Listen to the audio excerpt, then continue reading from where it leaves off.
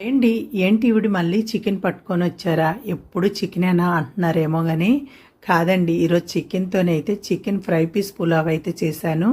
చిట్టుముచ్చాలు rice వేసుకొని చేశానండి. Chicken fry piece pulao చాలా అంటే చాలా టేస్ట్గా వచ్చింది. ఒక్కసారి ట్రై చేయండి. ఏంటో అంత టేస్ట్గా వచ్చిందండి. చిట్టుముచ్చాల రైస్తో చేశాను కదా, అందుకే అంత టేస్ట్గా వచ్చిందండి.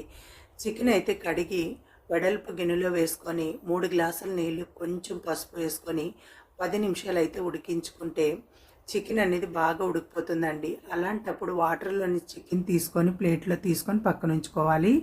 వాటర్ అనేది పడేయకూడదండి, పులావ్లో వేసుకోవచ్చు, అందుకే పక్కన ఉంచుకోవాలి. చికెన్లోకి అయితే 1 స్పూన్ అల్లం వెల్లుల్లి పేస్టు, 1 స్పూన్ కారం, కొంచెం ఉప్పు, 1 స్పూన్ ధనియాల పొడి, చికెన్ మసాలా వేసుకొని ఒక్కసారి బాగా కలుపుకున్న తర్వాత ప్యాన్లోకి అయితే ఆయిల్ వేసుకొని ఆయిల్ వేడైంది అనేటప్పుడు చికెన్ పీసులు వేసుకొని స్టవ్ లో ఫ్లేమ్లో హై ఫ్లేమ్లో మార్చుకుంటూ చికెన్ మంచి కలర్ వచ్చేంత వరకు ఫ్రై చేసుకోవాలండి. చికెన్ బాగా ఫ్రై అయింది అనేటప్పుడు ఆయిల్లో నుంచి చికెన్ తీసుకొని ఆయిల్ వడకట్టుకొని ప్లేట్లో తీసుకోవాలి.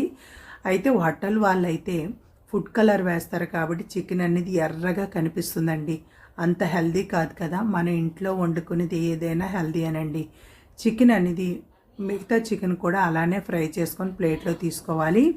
ఇందాక వెడల్పు గిన్నె ఉంది కదండి, ఆ వెడల్పు గిన్నెలోకి అయితే ఆయిల్ వేసుకొని బిర్యానీ మసాలాలు, కట్ చేసుకున్న పచ్చిమిరపకాయలు, సన్నగా కట్ చేసుకుని ఉల్లిపాయ ముక్కలు వేసుకొని ఉల్లిపాయలు పచ్చిమిరపకాయలు మసాలాలు బాగా ఫ్రై చేసుకున్న తర్వాత 1 స్పూన్ అల్లం వెల్లుల్లి పేస్ట్ వేసుకొని మరో 2 నిమిషాలు అయితే అల్లం వెల్లుల్లి పేస్ట్ అయితే పచ్చివాసన పోయేంత వరకు ఫ్రై చేసుకోవాలి.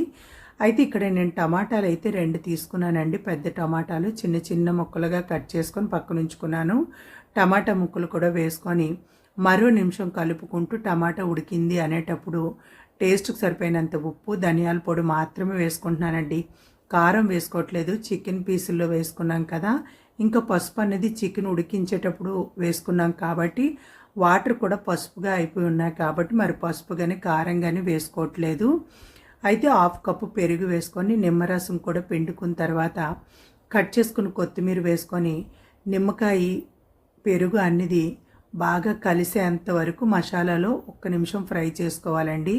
మ్యాక్సిమం కలిసిపోయింది అనేటప్పుడు నేనైతే చిట్టుముచ్చాల రైస్ అయితే కడిగి వాటర్ వేసుకొని నానబెట్టి ఉంచుకున్నాను. పావు గంట ముందు వాటర్ అనేది వడకట్టుకొని రైస్ మాత్రమే వేసుకొని మసాలాల్లోని 1 నిమిషం అయితే కలిసేంత వరకు ఫ్రై చేసుకున్న తర్వాత రైస్ అనేది బాగా ఫ్రై చేసుకోవాలండి.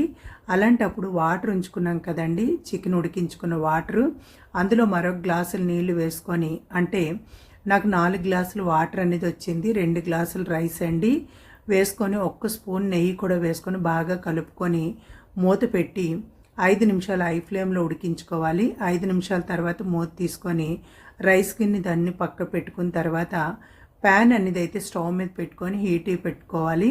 బాగా హీట్ అయ్యింది అనేటప్పుడు రైస్ గిన్నె కూడా పెట్టుకొని చికెన్ ఫ్రై చేసి ఉంచుకున్నాం కదండి, చికెన్ పీసులు కూడా వేసుకొని మళ్ళీ మూత పెట్టి మరో 20 మినిట్స్ అయితే లో ఫ్లేమ్లో వదిలేయాలండి.